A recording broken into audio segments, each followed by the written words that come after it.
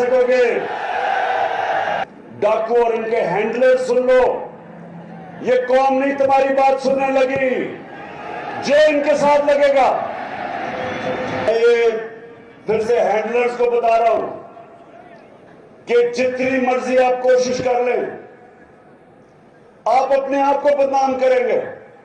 कौम नहीं जाने लगी इन डाकुओं के साथ। बिस्मिल्लाहिर्रहमानिर्रहीम, इय्याका नअबुदु व इय्याका नस्तईन।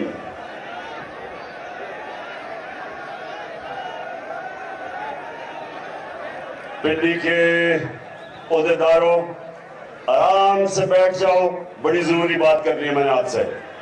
आराम से बैठ जाओ।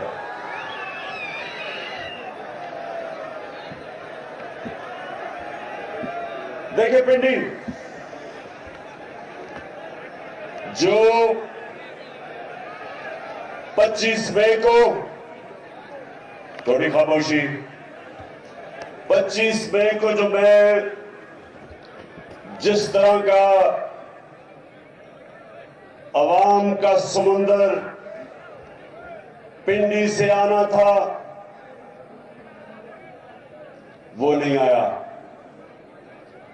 जो मैं अपने पिंडी के टाइगरों से उम्मीद लगा के बैठा था,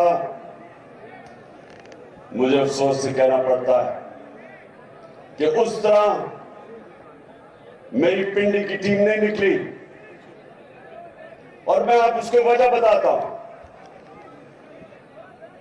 और इसके बाद जब मैं खत्म करूंगा, मैंने भी आपसे एक ओहद लेना है। देखें, जलसे में अवाम चल के आती है, जलसे में तंजीम का बड़ा कम काम होता है। अगर अवाम के अंदर आपकी जमात की मकबूलियत हो, तो जब जलसे का ऐलान होता है, अवाम चल के जाती है। वो और बात है कि इनकी जितनी भी पार्टीज हैं, ये जो मर्जी, ये इनको कीमे के नान खिलाने पड़ते हैं जलसे पे लोगों को बुलाने के लिए। बल्कि उधर सिंध के अंदर तो पैसे देते हैं जलसों पे आने के लिए। तो हमें अल्लाह ने इज्जत दिया हमारी पार्टी को, कि उसने लोगों के दिलों में डाला है कि ये वो जमात है जो इंशाअल्लाह पाकिस्तान में एक इंसाफ का निजाम लेके आएगी। इसलिए लोग आते हैं। लेकिन पिंडी और जो सारे इर्द गिर्द के मेरे जो ओहदेदार हो, ये समझ जाओ एक चीज, कि जब आप मुजाहरा करते हैं, जब प्रोटेस्ट करते हैं, तो उसके लिए तंजीमों को, लोगों को निकालना पड़ता है। उस पर लोग खुद नहीं आते।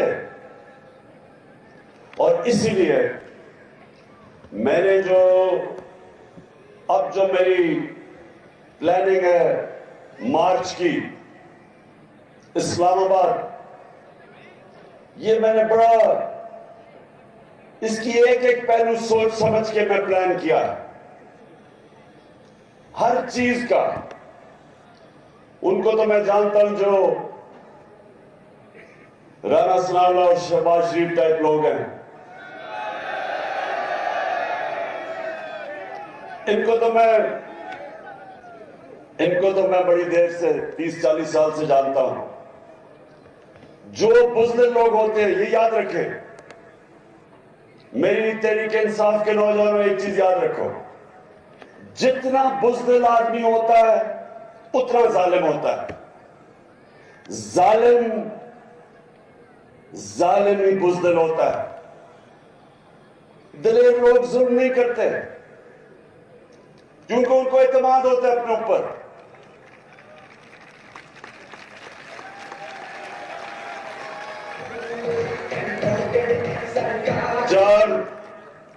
चार दफा इन्होंने मेरे खिलाफ लॉन्ग मार्चेस की। मेरे 3.5 साल में 4 दफा इन्होंने लॉन्ग मार्च की। एक दफा मरियम बीबी ने कोशिश की, वो रास्ते में ही खत्म हो गई, जीटी रोड पे।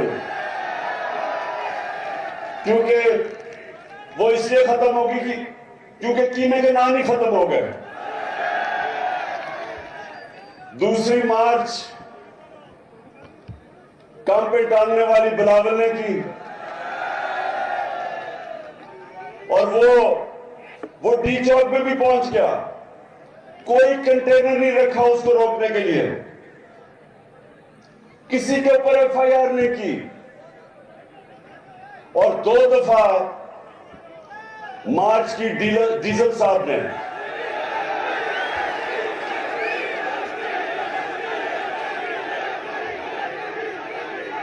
डीजल के परमिट पे पलने वाले ने 2 दफा मार्च की। पूछे, पुलिस है या पुलिस पिंडी की भी है, इस्लामाबाद की, पूछे कोई हमने उनको रोकने की कोशिश की? बल्कि मैंने तो डीजल साहब को कहा कि अगर खाने पीने की जरूरत है हम वो पहुंचा देंगे आपके पास, क्योंकि पिंडी हमें किसी से खौफ नहीं, क्योंकि अवाम हमारे साथ है, हमें किसी से डर नहीं है। लेकिन इनको हमारे से डर है। जब भी मैं मार्च का नाम लेता हूं तो काम पे डालनी शुरू हो जाती है। अब इनको नहीं पता कि मैंने क्या करना है और मेरी टीम को भी नहीं मैंने बताया मैंने क्या करना है, क्योंकि मुझे मसला यह है कि हमारी हर जगह फोन टैप, टेलीफोन टैप, घर टैप, नौकरों को भी इन्होंने खरीदने की कोशिश की। अभी तो वो ऑडियो टेप निकल रही है कि प्राइम मिनिस्टर के ऑफिस में वो भी टैप हो रहा था। मैं अपनी एजेंसी से पूछता हूं कि क्या तुम्हारा ये काम रह गया है कि अपने ऊपर लोगों के ऊपर जासूसी करो?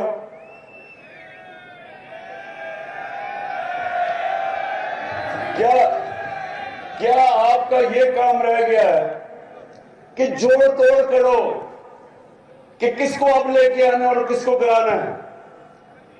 क्या आपको कोई फिक्र मुल्क की है या नहीं है कि चोरों को ऊपर लाके बिठा दिया हमारे? कोई आपको फिक्र है कि जो पाकिस्तान का को तबाही की तरफ लेके जा रही है सारे डाकू मिलके? क्या ये काम रह गया कि जी टेलीफोन टैप करके पता चलाओ जरा इमरान खान क्या कह रहा है या आजम खान से क्या बात कर रहा है? जब वो प्राइम मिनिस्टर था घर के फोन टैप कर रहे हैं, लोगों को डरा धमका रहे हैं। कभी इनको पकड़ लेते हैं सोशल मीडिया को, लोगों की, तुमने ये क्या कह दिया?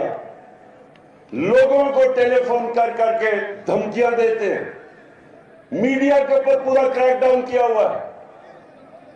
मैं वो ह्यूमन राइट्स वाले लोगों से पूछता हूं कि किधर छुप गए हो आप? नजर नहीं आ रहा कि पाकिस्तान में आजादी राय का गला घूंटा जा रहा है? हमारे जमाने में तो शोर मच जाता था जी, वो इमरान खान क्या कर रहा है। एक टीवी चैनल बताओ जो हमने बंद करने की कोशिश की? बताओ किसको हमने धमकी दी? यहां वो अरशद शरीफ मुल्क छोड़ के बाहर भागा हुआ है अपनी जान बचा के, उधर साबिर शाकिर वो मुल्क से बाहर बैठा हुआ है, और वो लोग जो मुहिब वतन समझे जाते हैं, बड़े बड़े अच्छे नाम, ओ इमरान रियाज को पकड़ के जेल में डाल दिया सिर्फ इसलिए कि जनाब आप इमरान खान की हिमायत कर रहे हैं। ये भी कभी हुआ पाकिस्तान में? और सिर्फ ये कोशिश कर रहे हैं कि किसी तरह हम इन चोरों को मान जाएं जो 30 साल से मुल्क को लूट रहे हैं। ये चाह रहे हैं कि हमें डरा धमका के किसी तरह इनको कबूल करवा लें। ये सुन लो, ये जो भी ये कोशिश कर रहे हो, ये चोरों, डाकू और इनके हैंडलर, सुन लो, ये कौम नहीं तुम्हारी बात सुनने लगी, जो इनके साथ लगेगा। ये फिर से हैंडलर्स को बता रहा हूं कि जितनी मर्जी आप कोशिश कर लें, आप अपने आप को बदनाम करेंगे। कौम नहीं जाने लगी इन डाकुओं के साथ। कौम इनका मुकाबला करेगी। और इंशाल्लाह ये जो कप्तान का प्लान बना हुआ है मार्च का,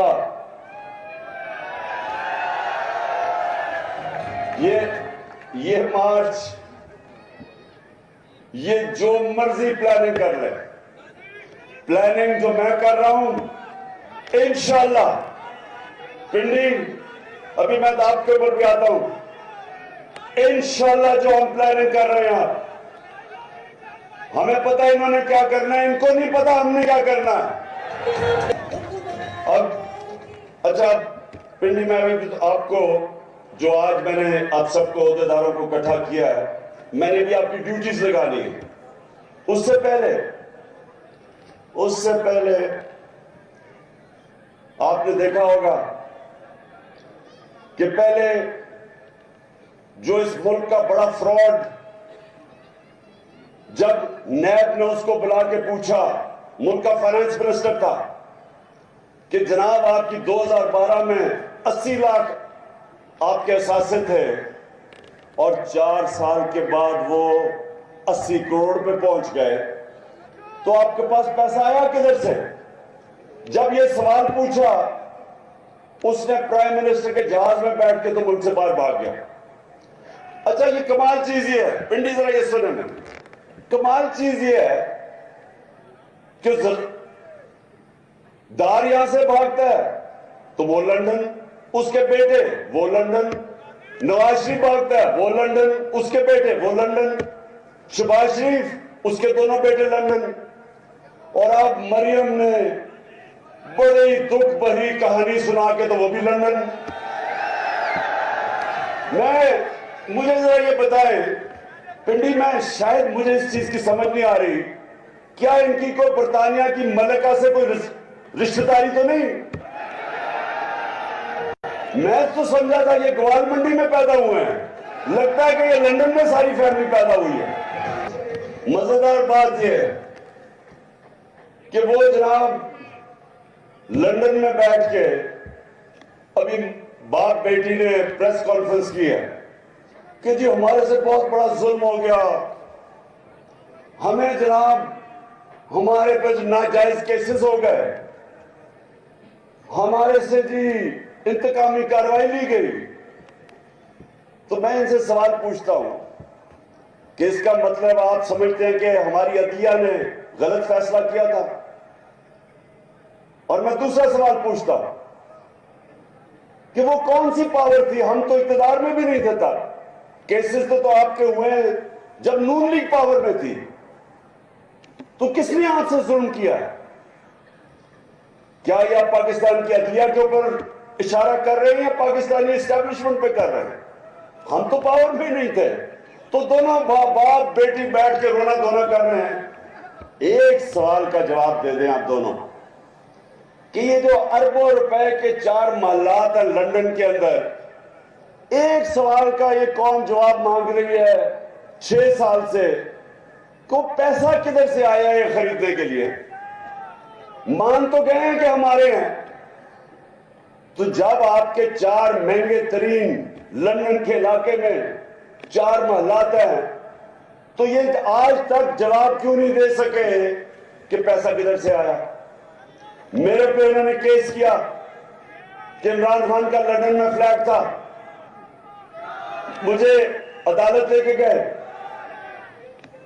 10 महीने अदालत में जो इन्होंने मेरे से सवाल पूछा मैंने बताया। मैं तो कोई मुल्क का पब्लिक ऑफिस होल्डर नहीं था, ना मैं एमएनए था, ना वजीर था, ना वजीर आजम। तो मेरे से जो सवाल पूछे, मैं तो क्रिकेट खेलता था, सबको पता था। जब मैंने वो फ्लैट खरीदा, मैं तो काउंटी क्रिकेट खेलता था बरतानिया में।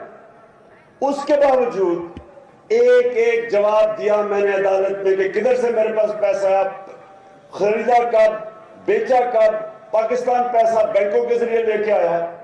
अगर क्रिकेटर जवाब दे सकता था तो नवाज शरीफ तो मुल्क का 3 दफा प्राइम मिनिस्टर था, ये क्यों नहीं जवाब दे सकता? अच्छा, जवाब वहां बैठ के ओहो बड़ा जुल्म हो गया तुम्हारे से, और कह रही है कि मैं बेकसूर, क्योंकि अदालत में मैं बरी होगी, मैं बेकसूर हूं। बीबी, वो तो अभी जरदारी भी बरी होने वाला है। कानून तो आपने बनाए हैं, इसमें तो किसी ने पकड़ा ही नहीं जाना।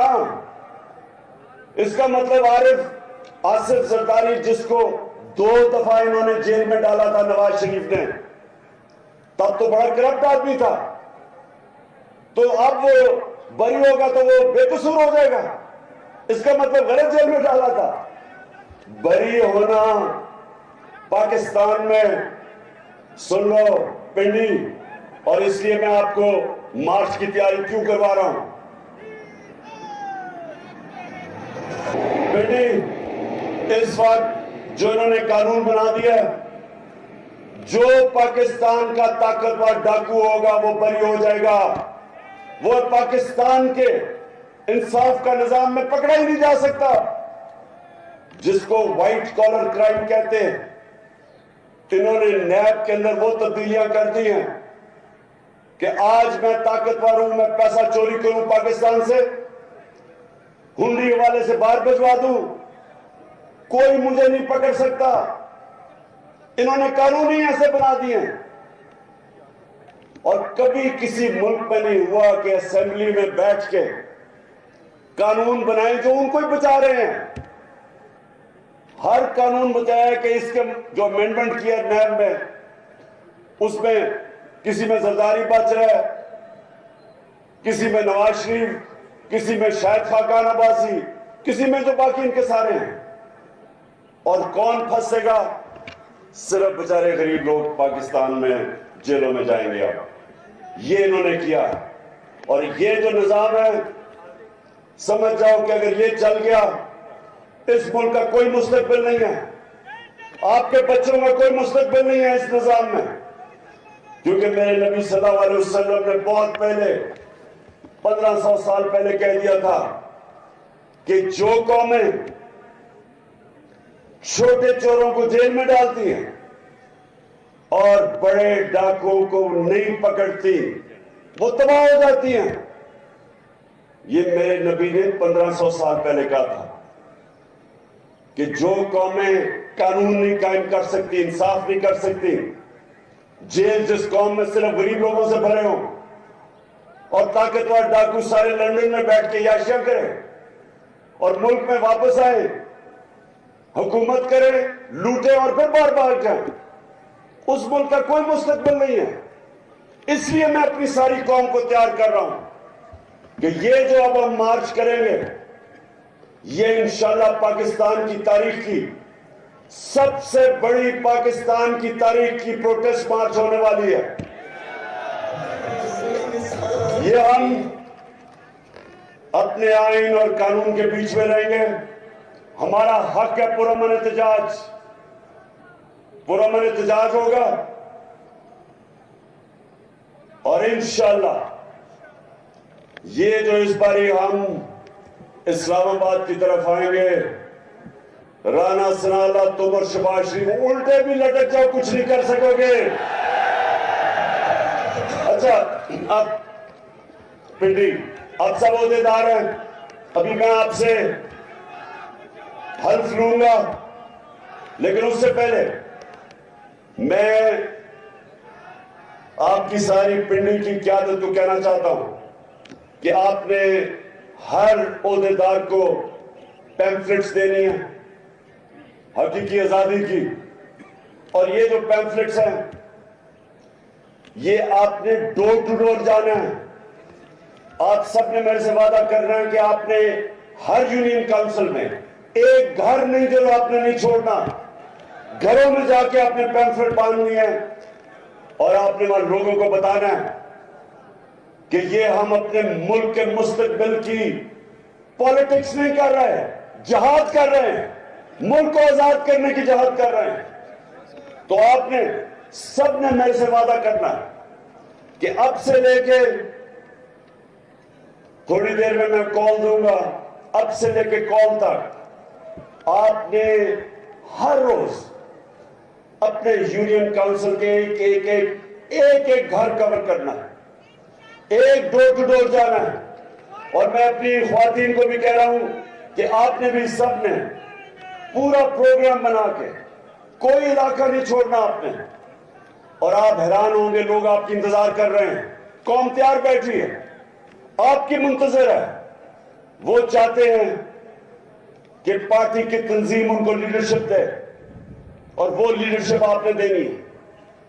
और मैं अपने सारे एमपीज को, एमएनएस को, आपने सिर्फ और सिर्फ अब पिंडी में रहना है और आपने लीड करना सबको। लीडरशिप का काम है, मेरे एमएनएस और एमपीज, आपका काम है कि पूरा पिंडी और इसके जितने भी इलाके हैं, सारे जो यूनियन काउंसिल सब कवर करने आपने। मैं अपने ऑफिस से, चेयरमैन के ऑफिस से मैं हर रोज मॉनिटर करूंगा कि किसकी क्या परफॉर्मेंस है। जो परफॉर्म करेगा वो इस पार्टी में ऊपर आएगा, जो परफॉर्म नहीं करेगा, जो इस बार परफॉर्म नहीं करेगा, मुझे ये ना कहना कि जी मेरे से ज्यादती होगी जब टिकट देने का वक्त आएगा। मैं फिर से कह दूं, ये पॉलिटिक्स नहीं हो रही, ये आपके मुल्क के लिए जहाज लड़ी जा रही है। और मैं सारे फिर से अपने आमिर कानी, आपकी ड्यूटी है, आपसे मैं हर रोज पूछूंगा कि कितना एरिया कवर किया आपने, क्योंकि वो वक्त अब बड़ा करीब है जब मैं अनाउंस करने लगा हूं। और उससे पहले मैं आपकी तैयारी पूरी देखना चाहता हूं।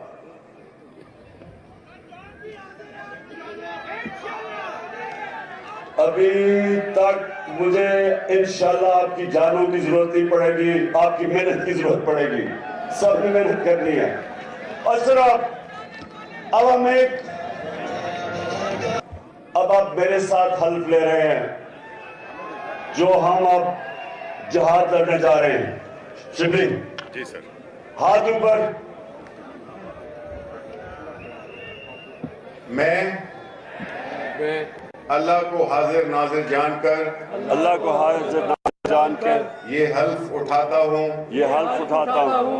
कि मैं पाकिस्तान के आईन की हमेशा पासदारी करूंगा